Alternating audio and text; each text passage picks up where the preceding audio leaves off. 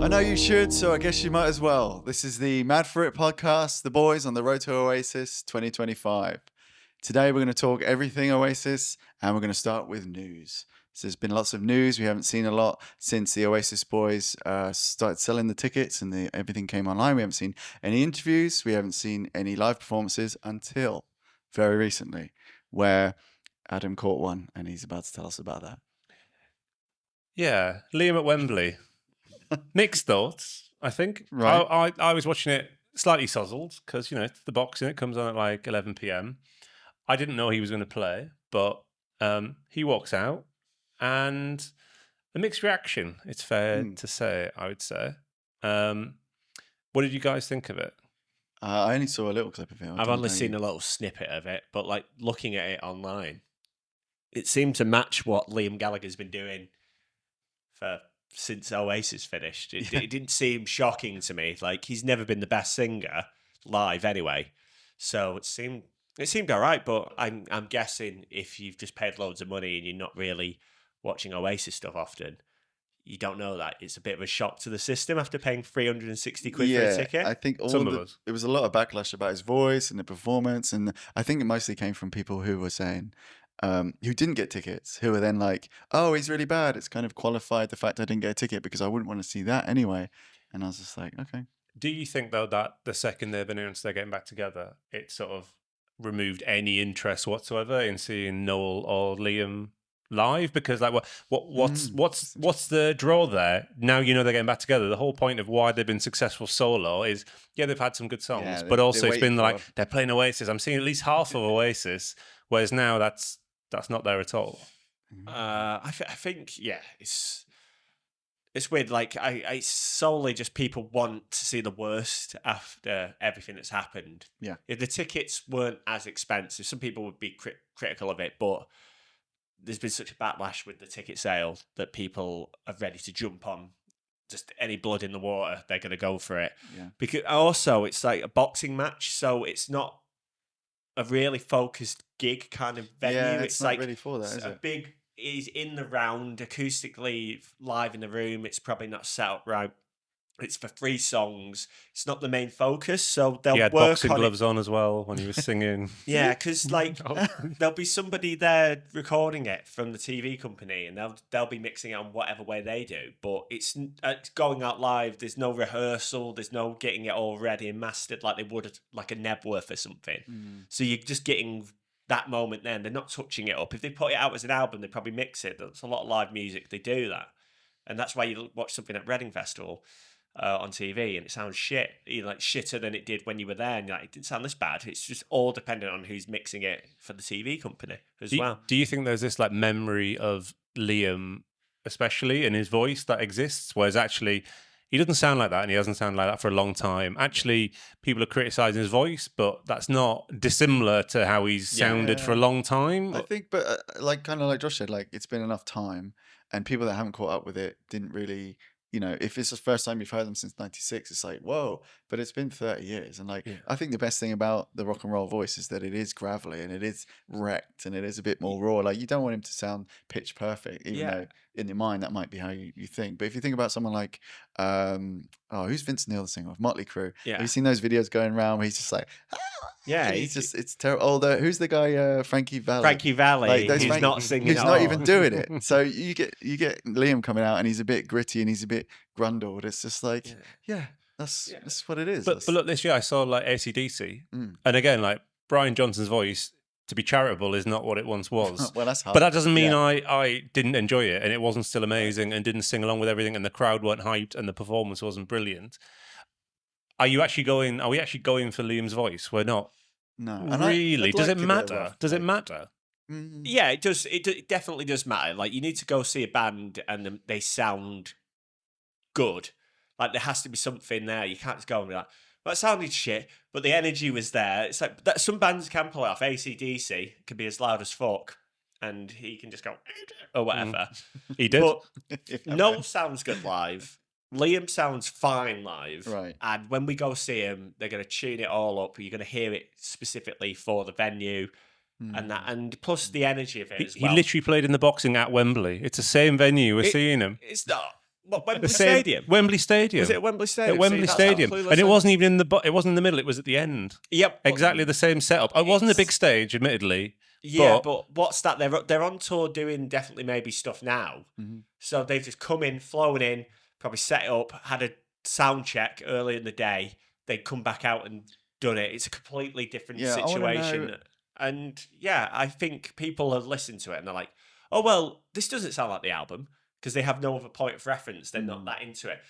And it's solely, didn't sound great, whatever, but it's the reason the attention's on it is because you charge so much money and then people are like, and that's the first, that's like a preview of the performance to come that we've all spent so much money on. Exactly. It's like you buy one bad apple from a supermarket. You can't be like, every apple's shit after that. It's just like, yeah, but Liam was there. Bonehead was there. There was Bonehead sounded great. There was another man who looked pretty much like a waxwork Noel Gallagher was in the band, literally, because people were people say, oh, it looked like him. They thought it was him because it was just it was a man in a Parker jacket, but it was the essence. It was his band. It was the essence of what we're going to see, but with a half of it incomplete, basically. Exactly. Yeah. Okay. Well, what I'm interested in is, did that booking come before all the ticket stuff? Because why are we getting half a preview? You know, I understand. Why hasn't he done this? He's still doing his Definitely Maybe tour. He's like still playing. Okay, but it's finished. It's literally finished. It's just finished. There was and then they did like a gig in Malta. Yeah. Some like Liam Gallagher weekender. It was probably just solely for this kind of run. He pre-booked it, and then the Oasis fee came and like. Is it a big like boxing crowd? Do you think Oasis? I mean, it kind of makes sense. 100% overlap. Really? Yes, 100%. Okay. Yeah. All right, it's all coming into view now. Yeah. So, but like I can't even tell you. It's Anthony Joshua versus someone else. I don't even know. Dubois, who won? Yeah, he's very good. Yeah, but because of the performance, despite the performance. I mean, it's like he has to go out there and be like, right, I'm going to perform. It's going to be out there. It's straight after this shit show. He's going to do it. He's going to sound.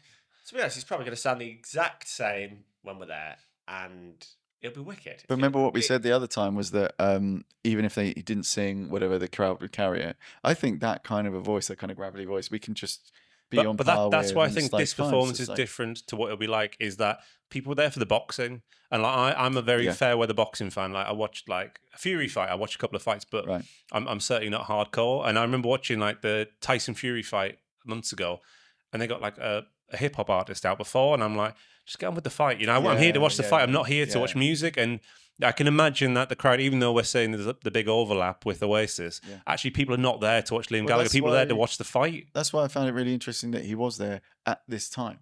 If he was there 6 months ago, fine. 2 years ago, fine. But now the whole world is waiting for these guys to come out and say something or do something or be something. And it's like, that's kind of, it just seems a bit bad timing. It's literally just bad timing on their part. And if everything went smoothly, I've said that again, like 4 times, repeat myself, but no one would mind. It'd be like, oh, he sounded a bit ropey. He's going to sound ropey. He's 50-something years old. Yeah. He's been, there's like in Supersonic, he complains about his voice and stuff. He's always had like issues of performing like he does on the albums and stuff. So he's never been a solid live performing, like live singer, but it's not about that. That's the thing. It's not about that. No, it's about the vibe and the rock and roll. It's like the vibes there. The vibe was. That's all we're after. I haven't seen it, but the vibe's definitely there. I can imagine. He seems to have the same vibe. He just stands there, puts his hand behind his back, and sings a song. Like that's it. His constant vibe. He's been doing that for 35 years. Well, that's it. We're going to see him in the best way you could possibly see him as a person on stage, probably ever. He's going to be up there. He's going to be sharper than he's probably been at any of the other ones. He's might not going to sound as good because he's a middle-aged man, but he's not going to be like fucked. He's not going to not show up. He's going to perform. Yeah. He's like, well, you better do after that. He's going to be at sanitised Wembley Stadium with a mob who've all paid £400 a ticket, fuming because can you imagine? It's not Nebworth again. The Oasis riots 2025. I've seen bands who have been like the singer's awful, like to the point where it's just like, oh, this is ruined. This is just, there's no way to recover from this. Right. It's unacceptable. Liam's, I hate to say it, well, it's acceptable, but it kind of is once you get to like older rock stars. It's like you have to just lower your expectation. Bob Dylan sounds like shit, but people still want to see him because it's him. But he's doing, I imagine he does stuff now that's kind of passable, and it's like, well, he's working in his lane. Liam isn't going to sing as high as he used to. He's going to like kind of high at all. be key. Yeah, he's gonna do it. His voice. Yeah, he's just going to sound like how he talks. Does the boxing thing not show that this reunion hasn't been planned for years? Because I can't imagine that it would have been like, here's the ticket, and then they're still like Liam is still doing gigs afterwards. Yeah, it feels if like this was planned 2 years right? ago, which was like what some rumors say, yeah, that you wouldn't have done that. You would have he'd done his last gigs in like June, and then tickets go on sale in August or whatever. But again, that's the kind of the disparity between it. Is it's like they haven't done a press conference. Like Noel, as much as he loves to chat, hasn't come out and been like, these are the facts. Yeah. It's just like, oh, here's kind of a drip feed performance, which is kind of spilled over into the timeline at post tickets. So here's like a story from, I used to work at a rehearsal studio and touring bands would come in. And so everyone thinks, oh, this has been planned for years. This has been planned for years. And the thing that made me realise that this wasn't kind of like a fake kind of feud was Liam was in rehearsing for one of his like first album tour that came out, and we had like old Oasis posters in the hallways and stuff. And there's one in the reception as you walk in. You just tore it down. And well, his tour manager comes in and he's like, "Hi mate, you out?" I'm like, "Oh yeah, all good." And he's like, "Could you do us a favour? Is it possible to take down the Oasis poster on the way in? It's just normally it's like, if we get Liam in rehearsal and he's in a good mood, it works out best for everyone," he said. And I was like, "Oh, so this is real?" He's like, "Yeah, absolutely." The guy was like, "This is not a fake thing. This is absolutely real." So I had to go take the poster down for when he was there. And then he walked in. But like, it would put him in such a foul mood to see just to see an Oasis poster. And it's like, but is that not the management saying these things? No, like, no. Come on, like, would he actually be in a family? He's a grown adult. I mean, it's a great success that he had that piece. The guy was a great poster as well. The guy was thinking, I want to make my crew's life a bit easier, so we're going to take any issue of putting him in a bad mood. So there's clearly something he had that he was hung up about Oasis in a way. And then I was like, oh, so it's real. Like, that's a bizarre thing. The guy's not doing it to be like, oh, this will be good. This will impress this fucking guy getting minimum wage working 6 days a week. I really want to impress this guy. So. Well, how long ago was this? 5 years ago plus? Yeah, 2017. Okay. 2016, 17 is whenever Liam's first album, whatever his first tour would have been. He would have been, yeah. Did you get to see Liam? I saw him walk past. I met his band, and they were all really cool. Was any guys from? Was it like Bonehead? Archer and Bonehead? No, there wasn't any of those guys. They were. Was it Lucky Likey? No, was he there? I'm thinking if it's the guy who was in like a parka with like kind of like a Clem Burke from Blondie haircut. He's an American guy. It was. I tell you what, it was the same time. Remember when there was that weird sandstorm thing in the UK and the sky went yellow for about like half an hour in like 2017? That's when they were rehearsing because I was stood up on the roof. I think one of the members of the Zootons was in his band. He caused the sandstorm. He didn't cause the sandstorm. Darude did that. What's that got to do with? Nothing. That was the time I was stood on the roof looking at the sandstorm. Darude's sandstorm was number one with Liam Gallagher's band, and we were all just stood up looking at the roof, looking at the sandstorm, and they all seemed like really nice guys. Wow. Love a storm. Something about Rockstar Insight. So you didn't meet Liam, you didn't say hi? I've never met Liam. I've met Noel because he'd also come and rehearse. Should we do the Noel story? But we'll leave that for another time. Okay. Baiting us. Teasing. Can I ask you one question though? Yeah. What did you do with the poster? I took it down and put it behind a door that was in there. So it's still there. Just took it off the wall, put it behind the door. I think we're talking a lot about the performance, but I think you both need to watch it. Given I've only watched it after a few beers, I think we all need to watch the performance and then dissect it a little bit more. I don't want to get my heart broken. Whip out YouTube and let's have a watch. All right, let's have a look. We planned to do commentary over footage of Liam Gallagher performing at the Anthony Joshua vs. Daniel Dubois fight. But it has been removed from the internet due to people not being mad for it. My band sounds looks good so far. Yeah. There's no lookalike. Sounds fine. Yeah, that's like... Sounds absolutely fine. That's banging. He sounds nasally now. That's what he sounds like. It's the John Lennon thing, isn't it? It's like... He's fucking 50-something years old. That's fine. Yeah, I'm not even being kind. That's fine, right? That like, I think that's where people have got the issue. That is the problem people have, I think. But when you're hearing that live, you'll just be like, yeah, I'll take my car. You just be going for it. Like, I think it's got more energy there than on the record, right? Sounds absolutely fine. Yeah. Like if he came out and was like that, I'd be like, this is sick. Like, yeah. Oh, I'm fucking well up for this. Yeah, it's good. Well up for this. Oh, there he is. There he is. Totally Born Boned was there. Yeah. Boney M. The last time he'll ever play with Liam. Fine. Yeah. That is absolutely fine. So I didn't hate it. Josh? I thought it was absolutely fine. It was. It actually was absolutely fine. I see why people were a bit shocked. Yeah, I can for some of the like. I also I take your point, Josh, that it's not set up as a gig. Like there's no stage. Like there's nothing behind him. It's like people are behind him. Like it's not the people setup. Aren't moaning about the sound of the band or the no, they're moaning about his voice. They're moaning about his voice. So but I don't think that's dissimilar to what he sounded like for a long time, which is not what he sounded like in 1994. Like, of course it isn't. So it's that gap. It's that like 30-year gap, 25-year gap. There's a 30-year difference. Like, well, you sound slightly different. It's like, I thought it was awesome. That has actually really revved me up now. I'm bang up. I'm really up for next year excited. Again now. Ready for a fight now. Yeah, it's fucking not like scrap. Oh my god, it's awful. Like, it's gonna sound bad. I'm like, gonna give my ticket away. Like, it's like Good luck. It's like anything. He's been singing $6,000. He's been singing for 30 years. Like that must fuck your voice up. It's especially that, like pushing your range that hard in that little whatever range he sings in. I did think he sounded a bit nasally.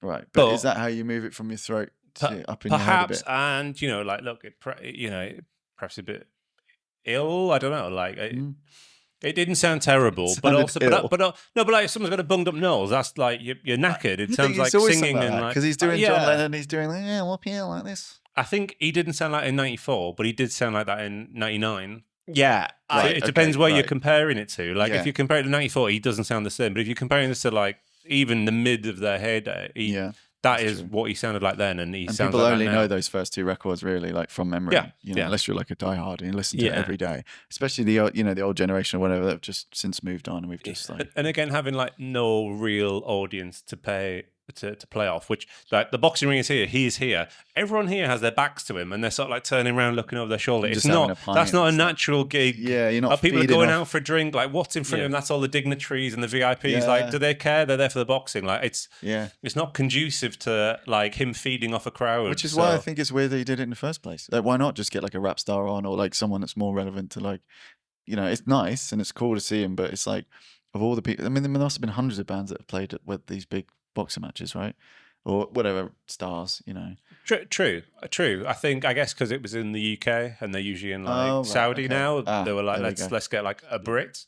Okay, but it could have actually just been a last minute thing since Oasis. They called him on the morning, being like, Liam, are you free? But they were like, well, he's going to be selling his thing out for the next like 5 or whatever shows they're doing. So, but it definitely didn't promote the tickets. It was kind of a weird, like we said, it was kind of a weird place to put it, because if that was before the tickets came out, we'd be like, well, yeah, come on, let's have it. But then because it's after, it's kind of got the reverse effect, because we've already spent the money and now we're kind of watching our product. Yeah. Like everybody has their arms crossed. Yeah. Like, let's and see we're like, what this is all about okay, now. that's what we spent money on. That's Here's a question about Wembley. The fact Coldplay have announced 10 nights. Have they one-upped everybody? They're doing more than Oasis, they did more than Taylor. Not more than Prince. I think Prince did 19 or 28. Did he do Wembley Arena, a stadium? No, he did 19 nights in London, didn't he? Yeah, it was in the round. I read it the other day. I was like, but that's world record breaking. So Coldplay are just... Yeah, but at Wembley Stadium with 90,000 people there every night, next year they're doing not as many as Coldplay. Coldplay are way more popular, I think. Yeah. It's wet, isn't it? There's more people who like Coldplay than they like Oasis. It's just a lower level kind of thing. Like... Worldwide, Coldplay are like way bigger. Do you think they're going to test the security on Coldplay? Yeah, but worldwide, we're not talking about what we're talking about. London, England. Like, Oasis could have done 20 nights. Why aren't they then? Maybe they don't want to. Maybe this takes us on to our next topic, which is the US tour, which That is the reason why they're not doing 20 nights. I'm sure there's Coldplay booked them all, but they've now announced in the autumn after their last gigs is in 27th, 28th of September. They're then going out to America and they're playing. So I wrote them down. Excellent. Toronto, Chicago, New Jersey, Los Angeles, and Mexico City. Oh wow. Okay, so just 5. Yeah, but like football stadiums, maybe American football. But we know that they've talked about going elsewhere in Europe and this kind of thing. And I imagine that's it for the year because that's October into November, I think. So that I don't imagine they're coming back and playing football stadiums in December in Europe. So I think that's it for 2025. Yeah. I would imagine, but maybe not. Yeah, well, this is their second chance to crack America after failing during the 90s, right? Infamously failing. Like, why doesn't something that works here work in a bigger place where there's 50,000 times as many people? Because, it just doesn't work as well. So now they've got a chance to redeem themselves a little bit. And if they play really concentrated little venues, I mean, the venues are probably twice the size, right? If it's like a football stadium or something crazy. I think, Wembley's a pretty significant. Wembley's massive. Like in comparison to anything in the world, but I could be wrong. I don't know anything. But what does like the Super Bowl stadium in New Jersey look like? I think they're all that sort of like rough. They're not. Okay. They're not a lot more people, but of course they're doing a lot more gigs in the UK than they are. In the US, where they're just doing 5 places. But do you think then they'll do what they did with us? Is like announce another load of US dates based on ticket sales? I don't. They might do. They might do that, but I think they're not going to go to the level that they did here. Like, there's no way they could get that same amount of demand. Could be wrong. They could do it. They could announce at 5 dates at the Turbo Dome or something. Like, they could do that, but I don't think so. I think they will. Everybody who wants to go see Oasis in the US is going to get to see them. Yes, pretty much. And well, is that why they're not doing dynamic pricing? No, we didn't. Because actually, they've decided the statement comes out that they're not going to do that there. Yep. Is that for demand? Because they know that actually there isn't this huge demand. No one's going to pay 500 Or quid. is that because they realise the error of their ways previously? I think it's both. I don't think they realised the error of their ways. They just got called out for it. Like, they knew what they were doing, and the press was stunk too much for them that they're like, well, we can't do it. Like, we've already been called out for it. Now, let's try to save face with this and make it out like, oh, we didn't want to. It's like, you did. It's like an investigation and everything now. So if they try to do it over there, then we complain. But now the big complaint is that, someone over there can get a ticket for $150 on the dot.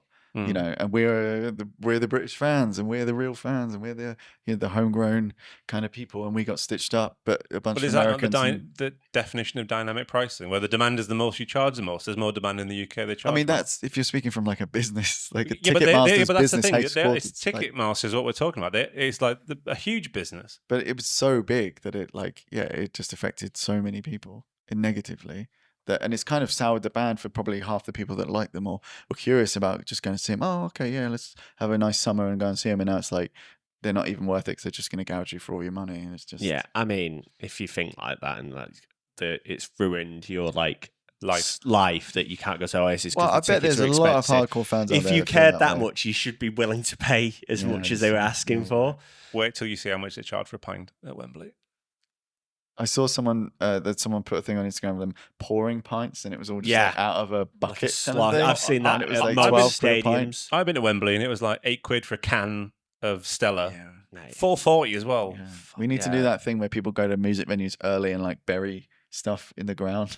Definitely not a terrorist threat at all around Wembley, is there? With that, like get on the middle of Wembley pitch and like bury it in there, dig up the AstroTurf or whatever. Just throw the bag of cans over the top of the stadium. Or get a drone to drop them in. Well, it could happen. I mean, if we can get enough people to work with us, we can all, make it work. That's why they save like 40 quid. Yeah. Well, the amount I spent on tickets, I think it'd be a nice change. That's why the gigs are going to be so much more financially lucrative in the UK, though, is because one, they charge a lot more, but also like people there are going to drink themselves into oblivion from the second. That's all the venue cares about. Which is like why Wembley. Which is why tickets should have been 10 quid and a pint should have been 40 quid, and then we would have all just gone bonkers. I think I'm better off with the ticket being what it is and the pints being 10 quid. Yeah, so. Tickets are cheaper, but the beers are 50 quid a pint. But you can get a 10 quid ticket to Oasis. Yeah, people. Well, the festival he did in Malta, which was Liam Gallagher and Friends, they were doing little titchy cans of Stella, and they were €8 for a can. Wow. For a 330 can of Coca-Cola can size. So again, he's like, I'm sure he's not organising it. Yeah, I know that's the ultimate get out, but one. it's his name on it. and that's what they're charging. So, but again, this was probably think of all the set money. up like 2 years before the nightmare of the Yeah, tickets for thing. sure. So Yeah. I think if anything, hopefully, like the world learns. But maybe Coldplay can use that because I mean, how much is a Coldplay ticket? Is that it's 90 gonna, quid? It's going to Is be like that- 90 quid or something. I think it was but- over 100. Okay.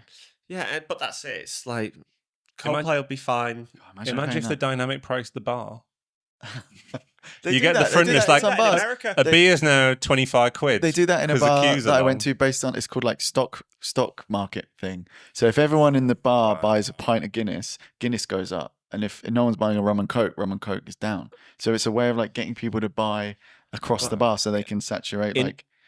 The US, they did. I think it was Taco Bell or whoever owns those companies. Yes, yeah, they did. Yeah, They did a thing where it was like surcharged for like busy points. The food would go up in price at certain points in the day.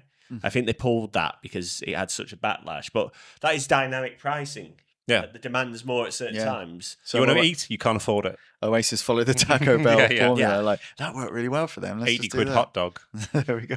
The last point about the US, though, is the support act, which is something we talked about in the last episode. And Cage the Elephant are the support act, who a band that I don't know that well. So I know them from like going to Reading Festival and they were just always on. But again, I think it was you, Adam, that got it right with like Two Door Cinema Club and that kind of level of like 2006, 70 kind of a bunch of guys running around screaming, having fun, like that kind of music. So I think that was really telling as far as like. they're a really, I'm sure there's lots of fans of theirs, but they're a very forgetable band. Well, yeah, I haven't thought about it for like. Yeah, what, exactly, yeah. They might be like, the Oasis of America for all we know. But like- I guess I'm obviously guessing rightly that they're American, but that means They could yeah, be Canadian. For all I know. yeah, no offense. But yeah, that was really telling because I'm like, okay, if that's the level of tier that we're going for, it's not Johnny Marr, it's not even the Cribs, which I would put kind of a few leagues above. Who's the American Johnny Marr? Oh goodness me, you tell me. Like, who's the best guitarist in America? It's Ryan Adams. Yeah. He's been struck from the list anyway. Yeah, like, He's been a bad boy. do you know what? They can have whoever you want, America. Enjoy it. If Cage the Elephant play in London, who in like all the dads that are going to watch this? and, People who like video game soundtracks because like FIFA is on 2020, FIFA. like FIFA It's on like 2017. FIFA and some other game or something. So Like people one like song. them because of that. I got 2 words for you: Tame Impala. It's got the people love FIFA, but that's why Tame Impala is so massive because it was on a FIFA game. Huge on Everyone- FIFA 19. But didn't they headline Glastonbury and all this kind of stuff. So They played. they No, could- love the stage. geezer come out with Dua Lipa. Oh, I thought I saw something a few years ago. Was it He Glastonbury? played in 2019 Oh, that wasn't a on few the years other ago. stage. That was 5 years ago. Wow. Yeah. Yeah, FIFA 19. Oh, there we go then. All right, so like that. Anytime I've been at work or somewhere and somebody who doesn't really like music all that much Mm. will be like, oh, I'm going to put some music on. And then it's on shuffle or something. And Tame Impala comes like that. Oh, I love Tame Impala. And it's like such a... It's a good gateway. People who don't like music. But like, think about how we got into a lot of punk bands through Tony Hawk's. no, but these people It's are like like, in oh. their... Yeah, but they're good bands. No, but these people Yeah, are in their well. like mid-20s. They've already established themselves as human beings. Like, Okay. they're not going to stank They've the established gateway. themselves as Tame Impala fans. Yeah, I was working at the O2 Arena once, and we were walking around the back of it, and they had posters. And I was with this guy, and he was like, "Oh, there's like all these bands." He's like, "Oh, I've been to that gig. It's funny. I've been to all these gigs."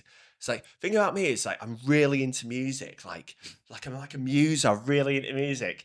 And he was like, but all these people, they're not really into it. But he's like, "Do you know who my favorite band is?" And I was like, grin. I was like, "No, go on, tell me who it is." I already knew. He's like, Tame Impala. They're just amazing. I was like, oh, so you're not into music? You, Right, you're yeah. actually just like You've been not around into music. whatsoever. Yeah. Like,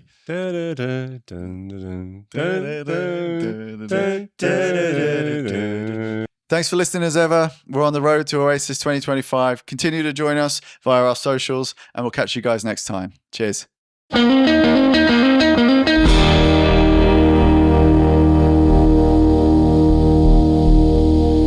Right, cheers, guys. That was another episode under wraps. You can follow us on all the socials. well, that's it, guys. That's the end of the fucking podcast. Sorry. Belligerent. Yeah. We need a pro end and then put that as an outtake.